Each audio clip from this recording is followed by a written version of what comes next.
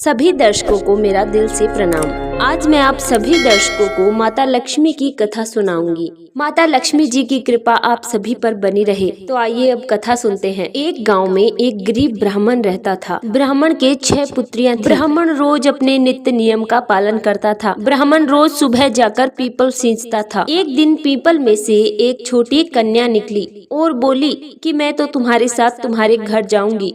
ब्राह्मण बिना कुछ बोले घर आ गया।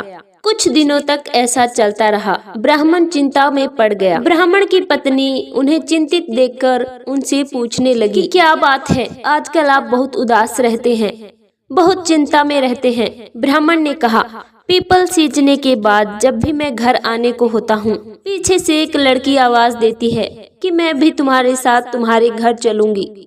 ब्राह्मणी ने कहा, तो क्या हो गया, जहाँ 6 रहती हैं, वहाँ 7वीं भी रह लेगी, आप उसे घर ले आइए। ब्राह्मणी की बात सुनकर अगले दिन ब्राह्मण उस कन्या को अपने घर ले आया। वह कन्या सभी के साथ हंसी खुशी रहने लगी। ब्राह्मण ब्राह्मणी ने घर लाकर कन्या का नाम लक्ष्मी रख दिया। अगले दिन जब ब्राह्मणी आटा लगा रही थी तो गरीबी के चलते उनके घर में आटा कम था। ब्राह्मणी को चिंता हुई कि सभी का खाना कैसे पूरा होगा।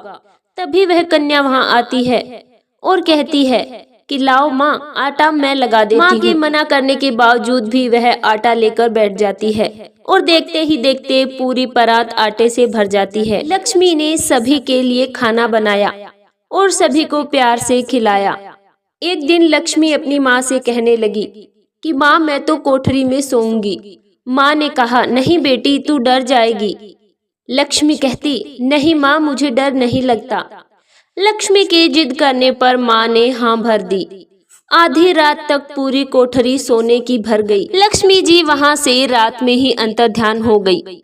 सुबह ब्राह्मणी ने जब कोठरी खोली तो पूरी कोठरी सोने से भरी हुई थी। ब्राह्मणी ने लक्ष्मी को हर जगह ढूंढा। तब ब्राह्मण ब्राह्मणी समझ गए कि वो कोई साधारण लड़की नहीं थी, वो स्वयं माता लक्ष्मी का स्वरूप थी। ब्राह्मण ब्राह्मणी मिलकर गरीबों का दान करने लगे और पूरा घर सुख समृद्धि और धन धान्य से भर गया। हे माता लक्ष्मी, आपने जैसे ब्राह्मण पर कृपा की, वैसे सब पर अपनी कृपा बनाए